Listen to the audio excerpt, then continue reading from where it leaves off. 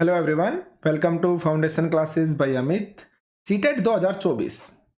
देखिए, जो भी एग्जाम की आप प्रिपरेशन करते हैं, जो स्टूडेंट्स होते हैं ना, उनका सबसे पहला क्वेश्चन होता है कि सर क्या पढ़ें, कहाँ से पढ़ें या फिर कितना पढ़ें। क्या आप जो पढ़ा रहे हैं वो सफिशियंट है एग्जाम को क्लियर करने के लिए, एग्जाम को अच्छे मार्क्स से क्लियर करने के लिए।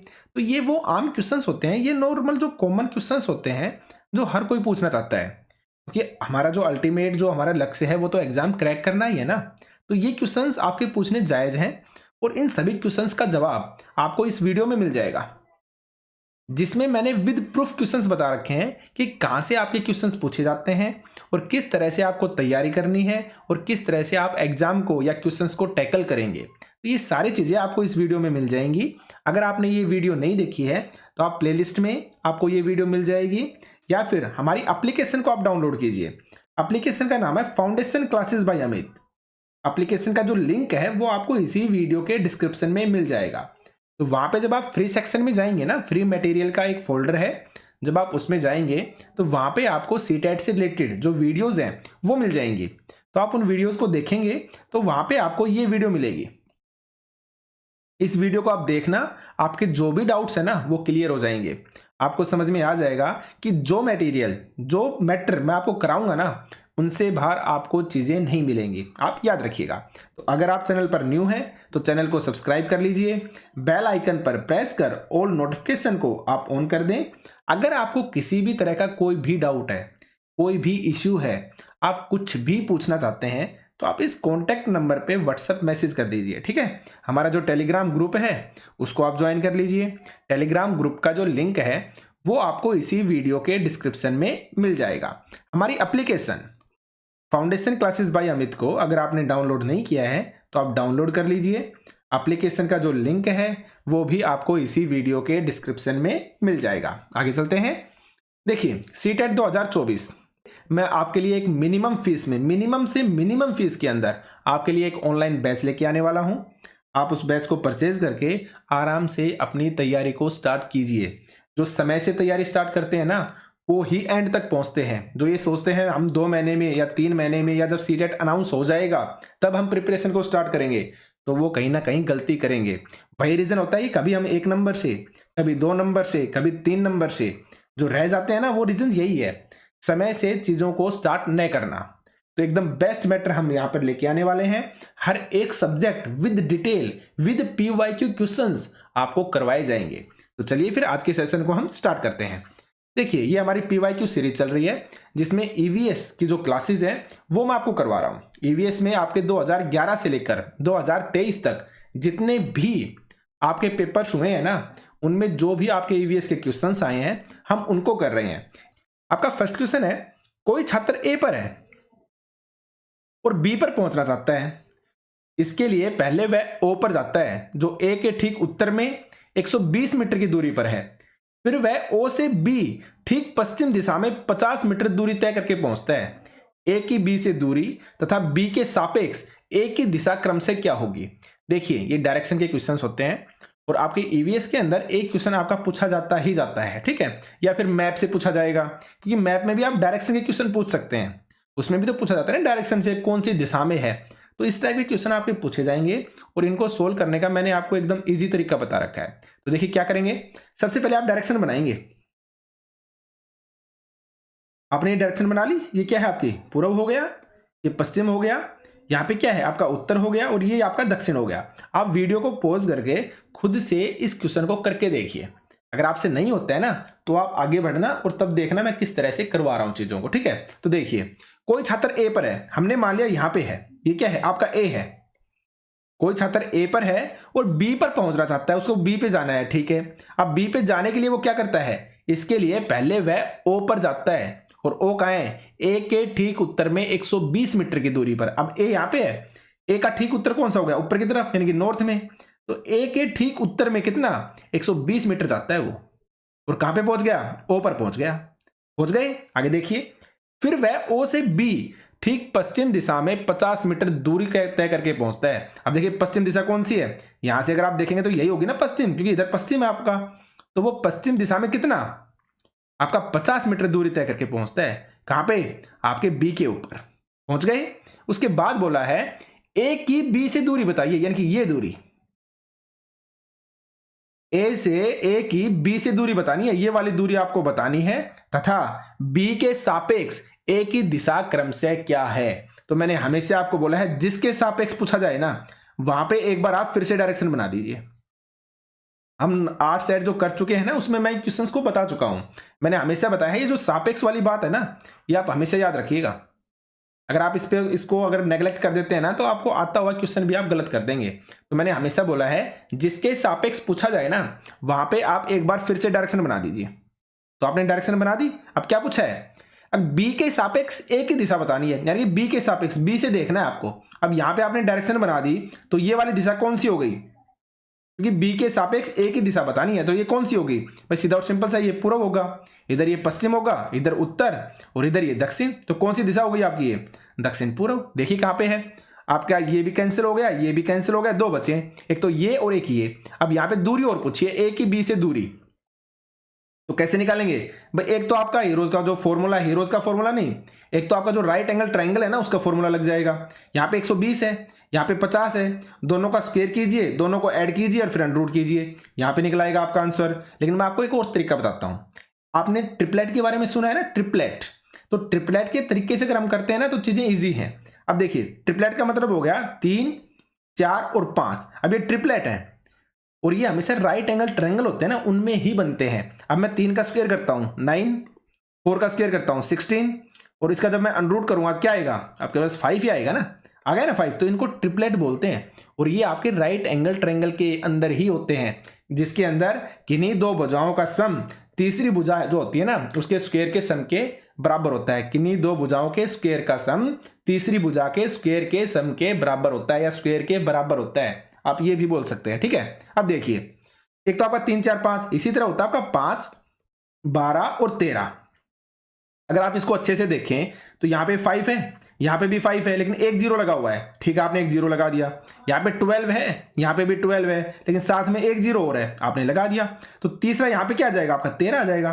लेकिन 13 के बाद हमें क्या लगाना है? एक जीरो और लगानी पड़ेगी, क्योंकि सभी में एक जीरो लगी हुई है। तो आपका आंसर क्या होगा? 130 मीटर दक्षिण पूर्व, यानी कि आंसर नंबर बी। ठीक है, हम एक एक चीज को बहुत ही डिटेल से और एकदम जो देसी लैंग्वेज है ना एकदम आराम से बारीकी से समझेंगे। कोर्स के अंदर आप याद रखिएगा, इससे बाहर आपको चीजें नहीं मिलेंगी। कंसेप्ट जिसका मैथमेटिक्स 0 है ना, 0 से एडवांस पे लेके जाएंगे, आप याद रखिएगा। ठीक है, आगे बढ़ते हैं। त्रिवेंद्रम और गांधीधाम के बीच की दूरी 2268 किलोमीटर है। यदि कोई रेलगाड़ी इस दूरी को 42 घंटे में तय करती है तो इन दोनों शहरों के रेलवे स्टेशनों के बीच रेलगाड़ी की औसत चाल मीटर प्रति सेकंड में बताइए क्या होगी। देखिए मैं हमेशा बोलता हूं जो ये क्वेश्चंस होते हैं ना आपके, एक क्वेश्चन आपका पूछा जाता ही जाता है और ये हमेशा एक ही फॉर्मूले से आया है। फॉर्मूला क्या है आपकी? दूरी। दूरी क्या होती है आपकी? चाल गुणा समय, यानी कि डिस्टेंस। आपकी क्या हो जाएगी? स्पीड इनटू टाइम, यही होती है ना। हमें निकालना क्या है? आपकी स्पीड, औसत चाल पूछी है तो स्पीड क्या हो जाएगी आपकी? डिस्टेंस अपॉन में टाइम। डिस्टेंस हमें गिवन है कितना? 2268 और हमें अवर टाइम कितना गिवन है? 42 घंटे।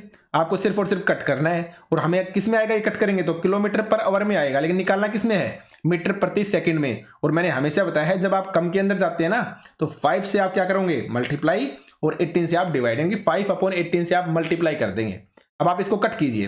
अगर आप कट करते हैं तब आप आंसर निकालिए क्या होगा। अगर मैं आपको कट करके दिखाता हूं, 9 से काटिए आप, 9 दूनी 18, 9 दूनी 18, उसके बाद कितने बचे? 4 बचे, 9 पंजे 45 और फिर एक बचा और 9 दूनी 18।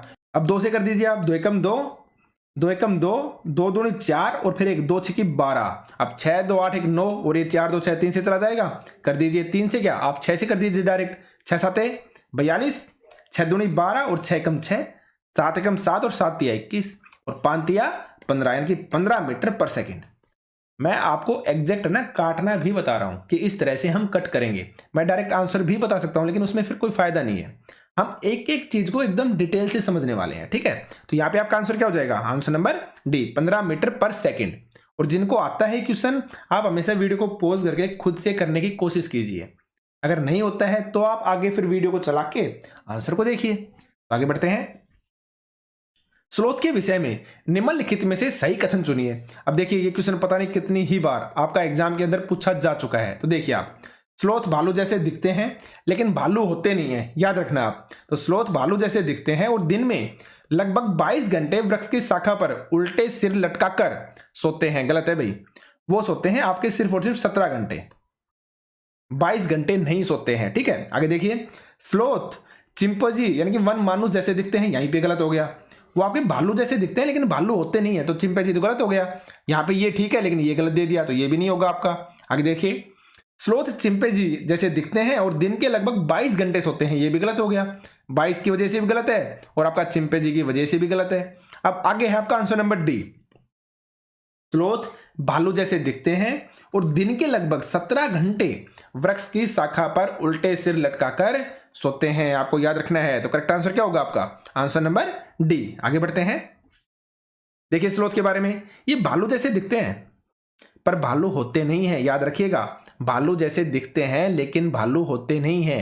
ये दिन में 17 घंटे पेड़ों से उल्टा लटककर मस्ती से सोते रहते हैं। जिस पेड़ पर रहते हैं उसी के पत्ते खाते हैं। पत्ते खत्म हो जाने पर ये किसी दूसरे पेड़ पर चले जाते हैं। लगभग 40 वर्षों के जीवन में मुश्किल से 8 पेड़ों पर जा घूमते हैं। ये मोस्ट इंपोर्टेंट है, दोनों ही पूछे जा चुके हैं। एज भी पूछी जा चुकी है और आपके जो पेड़ों की संख्या है ये भी पूछा जा चुका है। ठीक है, तो लगभग 40 वर्षों के जीवन में मुश्किल से 8 पेड़ों पर ही घूमते हैं। सप्ताह में एक बार सोच के लिए पेड़ से नीचे उतरते हैं। तो आपको ये सारी की सारी चीजें स्लोथ के बारे में याद रखनी है और थ्योरी क्लासेस के अंदर एकदम डिटेल से हम इन चीजों को कराएंगे। ठीक है, आगे बढ़ते हैं। जब किसी एक कपड़े के टुकड़े पर दूध को उड़ेलते हैं तो मलाई उस पर ही रह जाती है। पृथक्करण की यह विधि क्या कहलाती है? देखिए मोस्ट इंपोर्टेंट क्वेश्चन है, आपका 2 से 3 बार पूछा भी जा चुका है सीटेट के अंदर। तो देखिए ऑप्शंस को आप, निस्यंदन यानी कि फिल्ट्रेशन, उसके बाद है आपका चालन, एक है आपका अवसादन यानी कि सेंडिमेंटेशन, और एक है आपका निस्तारण यानी कि सेल्वेज। अब देखिए आप पहले निस्तारण को समझिए। निस्तारण का मतलब ये है, आपके पास ये है एक ग्लास और इस ग्लास के अंदर आप ये मानिए पानी का भरा हुआ है और आपने कोई बुरादा है ना जो पानी के अंदर नहीं डूबता है, कोई लकड़ी का टुकड़ा हो गया, बुरादा हो गया, वो आपने इसके ऊपर डाल दिया। तो आप देखेंगे कि ये इसके ऊपर ही तैरता रहेगा और आपको क्या चाहिए? साफ पानी चाहिए। तो आप क्या करेंगे? दूसरा एक गिलास लेंगे खाली और इस पानी को इस गिलास के अंदर उड़ेलेंगे। तो क्या होगा ना, जो ऊपर ऊपर का पानी था ना, ऊपर ऊपर का जो ये बुरादा था या जो खराब मटेरियल था, ये क्या होगा? ये अपने आप धीरे धीरे निकल के चला जाएगा और यहाँ पे नीचे सिर्फ और सिर्फ साफ पानी बच जाएगा। उसको बोला जाता है निस्तारण, यानी तार देना, उतार देना। जो गंदगी है ना जो ऊपर तैर रही है, उस गंदगी को अलग कर देना, उतार देना, उसको बोला जाता है निस्तारण। याद रखिए। एक आपका सेंडिमेंटेशन, सेंडिमेंटेशन के अंदर क्या होता है ना, जो आपके ये पानी है, मान लीजिए इस पानी के अंदर जो भी अशुद्धियां होंगी ना, जो भारी अशुद्धि होगी, वो आपकी यहाँ पे गिलास के अंदर नीचे अपने आप बैठ जाएगी। तो इसमें आता है आपका सेंडिमेंटेशन। ऊपर आपका साफ जो पानी होगा ना वो इकट्ठा हो जाएगा और जितनी भी अशुद्धियां होंगी वो आपके नीचे जमा हो जाएंगी। ये आपका सेंडिमेंटेशन है। ठीक है, एक आपका चालन होता है, एक होता है आपका निस्यंदन। फिल्ट्रेशन, अब ये फिल्ट्रेशन है ना, यही आपका आंसर है। अब फिल्टर का मतलब आप समझ गए होंगे भाई, सीधा और सिंपल सा है। ये गिलास है, आपने इसके ऊपर क्या लगाया? कोई कपड़ा लगा दिया, भाई चुन्नी लगा दी, कुछ भी लगा लीजिए आप। आपने एक कपड़ा लगा दिया ऊपर से, कोई जाली लगा दी ऊपर से, और तब आप यहां से कुछ भी डाल रहे हैं। तो जो अशुद्धियां होंगी वो इस जाली में या इस कपड़े के टुकड़े में रह जाएंगी और नीचे क्या आएगा? आपका जो साफ मटेरियल है, चाहे वो पानी हो या कुछ भी हो, वो आपका इकट्ठा हो जाएगा। इसको बोला जाता है फिल्ट्रेशन। तो यहाँ पे यही बताया गया है, जब किसी एक कपड़े के टुकड़े पर दूध को उड़ेलते हैं तो मलाई उस पर ही रह जाती है। तो पृथक्करण की यह विधि क्या कहलाएगी? आपकी फिल्ट्रेशन कहलाएगी, आपकी निस्यंदन कहलाएगी। फिल्ट्रेशन का मतलब हो गया फिल्टर करना। क्या करना? फिल्टर करना। आप याद रखिएगा, ये सब चीजें मैं आपको डिटेल से थ्योरी क्लासेस के अंदर समझाऊंगा। ठीक है, और विद डायग्राम समझेंगे हम, याद रखिएगा आप। आगे बढ़ते हैं।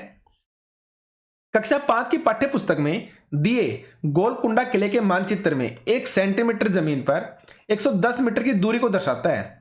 इस मानचित्र में फतेह दरवाजे से जमाली दरवाजे की दूरी 10.7 सेंटीमीटर है। तो जमीन पर इन दोनों दरवाजों के बीच की कम से कम दूरी क्या होगी? देखिए मानचित्र गिवन है, तो मानचित्र के अंदर गिवन है 1 सेंटीमीटर की वैल्यू 110 मीटर। कितनी है?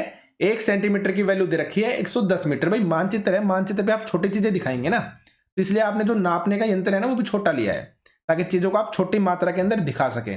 भाई जमीन पे तो डिस्टेंस सीधी सिंपल सी बात है बहुत ज़्यादा हो जाएगी, पूरा जो इंडिया का मैप है वो आपको एक कागज़ पे दिख जाता है ना, तो छोटी चीज़ें हैं वहाँ पे। लेकिन जब आप जमीन पे जब आप एक्चुअल में देखेंगे तो डिस्टेंस काफ़ी है, तो इसलिए बताया गया है 1 सेंटीमीटर जमीन की जो वैल्यू है ना वो 110 मीटर है, और हमें निकालना क्या है 10.7 सेंटीमीटर की वैल्यू। क्यों? क्योंकि इस मानचित्र में फतेह दरवाजे से जमाली दरवाजे की जो दूरी है वो 10.7 सेंटीमीटर की है, तो हमें जमीन पर इनकी एक्चुअल दूरी बतानी है कि इनके बीच में कम से कम कितनी दूरी होगी।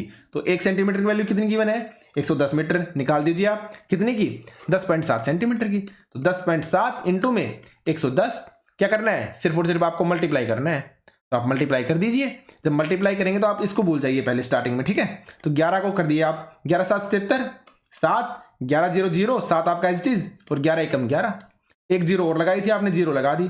तो ये किस में आ गया आपका मीटर के अंदर, लेकिन हमें निकालना किस में है किलोमीटर में। और देखिए यहाँ पे एक आपका क्या था दशमलव भी था, तो दशमलव की वजह से ये जीरो अपने आप कैंसिल हो जाएगी।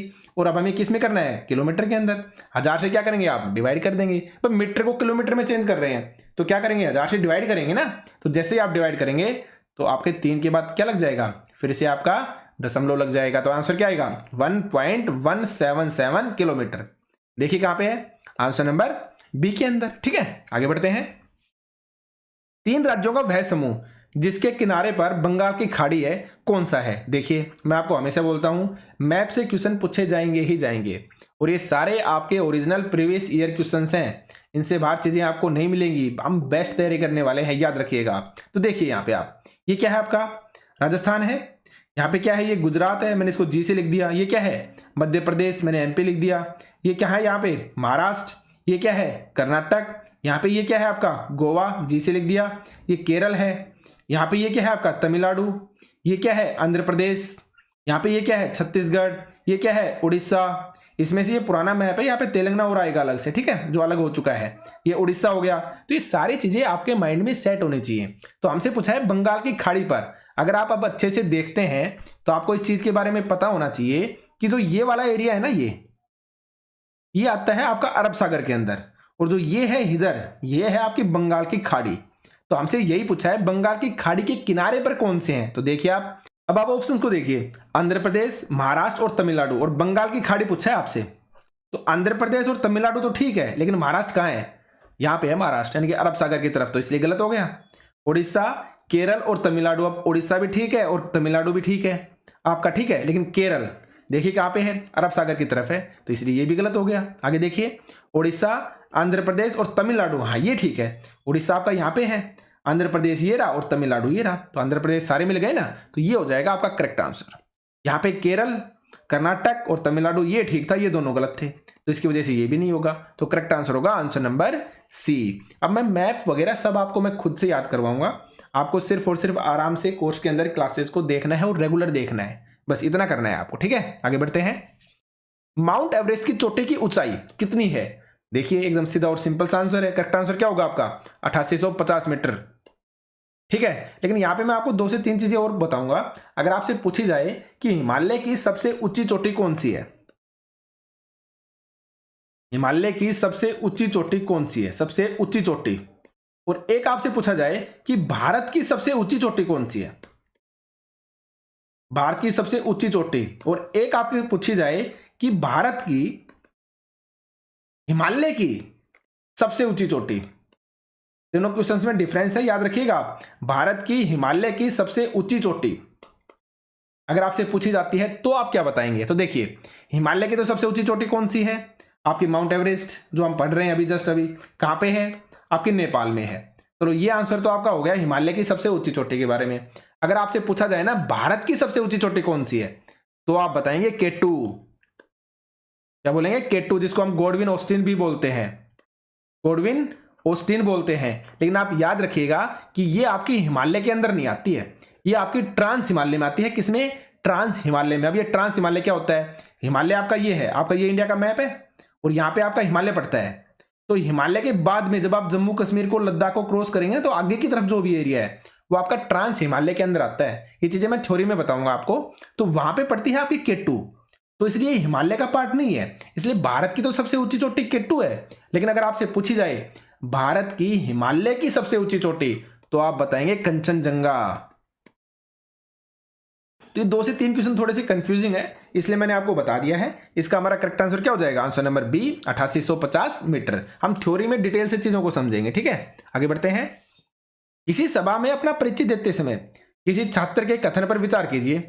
मैं जिस जगह से आया हूं वहां के अधिकतर लोग सरसों के तेल में बनी या पकी मछली खाना पसंद करते हैं। तो यह छात्र किस जगह से आया हो सकता है? देखिए कितनी बार मैं बता चुका हूं और मैंने बोला है क्वेश्चन 100% पूछे जाएंगे आपके। याद रखिएगा, मैं एक सिंगल क्वेश्चन को बाहर नहीं जाने दूंगा। इतनी प्रैक्टिस कर चुके होंगे हम एग्जाम तक। अगर आप अभी से चीजों को मेरे साथ स्टार्ट करते हैं तो कोई आपको रोक ही नहीं सकता है। और सिर्फ सीटेट के लिए नहीं, मैं जब मैथमेटिक्स आपको पढ़ाऊंगा ना, इतने बेस से पढ़ाऊंगा कि आगे जब आप टीचिंग एग्जाम्स भी देंगे ना, उसमें भी आप अलग से ही कॉन्फिडेंस रखेंगे। देख लेना आप इस चीज को, ठीक है। तो देखिए अब आप, सरसों के तेल में बनी मछली, गोवा, केरल, कश्मीर या फिर मिजोरम। तो इसका जो करेक्ट आंसर होगा आंसर नंबर सी, कि कश्मीर के अंदर आपके सरसों के तेल में बनी मछली को या पकी मछली को खाना पसंद करते हैं। एक्सप्लेनेशन को देखते हैं हम। लिचेन कहती है कि मुझे और मेरी माँ को सांप खाना पसंद है। जब भी मेरी माँ सांप खाने की इच्छा होती है मेरी माँ को, तब हम पास के होटल में जाकर लिंग हु फेन खाते हैं। और लिंग हु फेन क्या है, समझ में आ गया होगा आपको। सांप की एक डिश है और कहां पे? आपकी हांगकांग के अंदर खाई जाती है। कहां पे खाई जाती है? हांगकांग के अंदर खाई जाती है। और सरसों के तेल में बनी मछली का संबंध पूछा जाए तो आप कश्मीर से जाएंगे। और करेक्टर कौन है? आपका जूनी। नारियल के तेल में बनी मछली पूछी जाए तो आप जाएंगे गोवा के अंदर। लेकिन नारियल डली हुई किसी भी करी के साथ उबला हुआ कप्पा या टेपियोका आपसे पूछा जाता है तो आप जाएंगे केरल में। और आपका करेक्टर कौन है? आपका टॉमस। आपको याद रखना है, ठीक है। आगे बढ़ते हैं। किसी छात्र द्वारा नीचे दिए गए कथन पर विचार कीजिए। मैं जिस क्षेत्र से आया हूं वहां वर्षा बहुत कम होती है, गर्मी बहुत पड़ती है। हमारे घर मिट्टी के बने होते हैं। घरों की दीवारें बहुत मोटी होती हैं और इन्हें मिट्टी से पोतकर सुंदर किया जाता है। तो घरों की छतें कटीली झाड़ियों से बनाई जाती हैं। तो यहाँ पर पूछा जा रहा है कि यहाँ पे किस राज्य की बात हो रही है। तो देखिए ये चीजें मैं आपको पहले भी करवा चुका हूं। गर्मी की बात हो रही है, कटीली झाड़ियों की बात हो रही है, इतना ही काफी है समझने के लिए। क्या होगा आपका correct answer? Answer number C, Rajasthan के अंदर। याद रखिएगा आप, ठीक है। असम है, यहाँ पे खंभों के घर थे, पहले जिक्र कर चुके हैं हम। लद्दाख है, पत्थर और लकड़ी के बने हुए घर थे। तो ये सारी चीजें मैं आपको बताऊंगा थ्योरी क्लासेस में डिटेल से। एक्सप्लेनेशन को देखिए आप। हमारे बहुत बारिश होती है। हमारे घर जमीन से लगभग 10 से 12 फुट ऊंचे बने होते हैं और मजबूत बांस के खंभों पर बने होते हैं। कहाँ की बात हो रही है? असम के घर की। मैंने जस्ट अभी आपको बताया। करेक्टर कौन है? आपका भूपेन। हमारे यहाँ बारिश भी बहुत होती है और बर्फ भी पड़ती है। हमारे यहाँ मकान पत्थर और लकड़ी के बने होते हैं। तो यह एक पहाड़ी इलाका है। तो कहाँ की बात होगी? आपके मनाली हिमाचल प्रदेश के बारे में। तो ये सारी की सारी चीजें आपको याद रखनी है। आगे बढ़ते हैं। निम्नलिखित में से सही कथन को चुनिए। कोई वयस्क हाथी एक दिन में 2 क्विंटल यानी 200 केजी से भी अधिक हरे पत्ते और झाड़ियां खा सकता है। मैं अब तक जो 8 हमने क्वेश्चंस किए हैं ना, आज जो चैप्टर किए हैं, पीवाईक्यू क्लासेस की हैं, उनके अंदर हाथी वाला क्वेश्चन 2 से 3 बार आ चुका है। तो अब तक मुझे लगता है आपको याद भी हो गया होगा। अगर आप रेगुलर क्लासेस को देख रहे हैं तो वहां पे क्या है, आपका 200 केजी नहीं खाता, 100 केजी खाता है। तो उस वजह से ये आपका गलत हो जाएगा। मैं अभी आपको फिर से थ्योरी दिखाऊंगा। जितनी बार जो क्वेश्चन आएगा ना, उतनी बार मैं उस थ्योरी को दिखाऊंगा, ताकि ज्यादा से ज्यादा चीजों को मैं खुद से रिवाइज करवा सकूं। जब आपका एग्जाम आएगा ना, मैं 5 नहीं 10 नहीं 15 बार हमारी थ्योरी रिवाइज हो चुकी होगी। याद रखिएगा आप, आपको अलग से कुछ याद करने की जरूरत ही नहीं पड़ेगी। आप इस चीज को समझ जाएंगे, ठीक है। आगे देखिए। अत्यधिक भारी होने के कारण अधिकांश हाथी बहुत ज्यादा आराम करना पसंद करते हैं। गलत है भाई, हाथी वो ज्यादा आराम नहीं करते, याद रखिएगा। यहां तक कि 3 महीने की आयु के हाथी के बच्चे का भार सामान्यतः 200 केजी होता है। ये सही है आपका आंसर नंबर जो सी है, ये आपका सही है। आगे देखिए। अधिकांश हाथी औसतन एक दिन में 9 से 10 घंटे सोते हैं। ये भी आपका गलत है। 9 से 10 घंटे नहीं, 2 से 3 या मैक्सिमम 3 से 4 घंटे ही सोते हैं। अब देखते हैं हम एक्सप्लेनेशन को। राइट आंसर आपको पता चल गया, आंसर नंबर सी आपका राइट आंसर होगा। अब हम एक्सप्लेनेशन को देखते हैं, ठीक है। आगे चलिए। हाथी देखिए आप, एक बड़ा हाथी एक दिन में 100 केजी से ज्यादा पत्ते खा लेता है। हाथी दिन में केवल 2 से 4 घंटे ही सोता है। मैंने बताया ना 2 से 3 या 3 से 4, तो मैक्सिमम आपका 2 से 4 घंटे ही सोता है। हाथी को पानी और कीचड़ में खेलना बहुत अच्छा लगता है। गर्मी लगने पर हाथी अपने कान हिलाकर हवा करता है। हाथियों के झुंड में केवल हथनियां और बच्चे ही रहते हैं। झुंड की सबसे बुजुर्ग हथनी झुंड की क्या होती है? नेता होती है। तो ये सारी की सारी चीजें आपको याद रखनी है। आगे बढ़ते हैं। एक झुंड में 10 से 12 हथनियां और बच्चे होते हैं। याद रखिएगा, हाथी 14-15 साल तक ही झुंड में रहते हैं, फिर वे झुंड छोड़ देते हैं और अकेले रहने लगते हैं। एक एक लाइन इंपॉर्टेंट है और हर एक लाइन से आपका क्वेश्चन पूछा जा चुका है, इसलिए ये चीजें बिल्कुल भी स्किप मत कीजिएगा। बेस्ट तरीके से हम चीजों को करेंगे, याद रखिएगा आप। आगे देखिए, हाथी परेशानी आने पर एक दूसरे की मदद करते हैं और अपने बच्चों की देखभाल और सुरक्षा के लिए एक दूसरे का साथ देते हैं। क्या करते हैं? एक दूसरे का साथ देते हैं, याद रखिएगा आप। ठीक है, तो देखिए, ये आपके आज के प्रैक्टिस क्वेश्चंस थे। ये जितने भी PYQ क्वेश्चंस है ना, जो क्लासेस हैं, ये भी आपको कोर्स में अलग से प्रोवाइड करवाई जाएंगी। इनकी जो PDF है, जो PPT है इन PYQ क्लासेस की, ये भी आपको प्रोवाइड करवाई जाएगी, ताकि आप इनका प्रिंट निकाल के ज़्यादा से ज़्यादा रिवाइज कर सकें। तो आपके लिए हर वो चीज़ होगी जिसकी आपको ज़रूरत है और जो आपको करनी चाहिए। ये सब चीज़ें मैं अपने आप कर दूंगा, आपको कोई टेंशन लेने की जरूरत नहीं है। सिर्फ और सिर्फ कोर्स को परचेज करके आप आराम से वीडियो देखते रहना। परसों हम कोर्स को लॉन्च करेंगे, आपका मिनिमम प्राइस में होगा। ठीक है, तो अगर आप चाहें तो उसको ले सकते हैं। ठीक है, तो आज के सेशन में सिर्फ इतना ही। Thank you.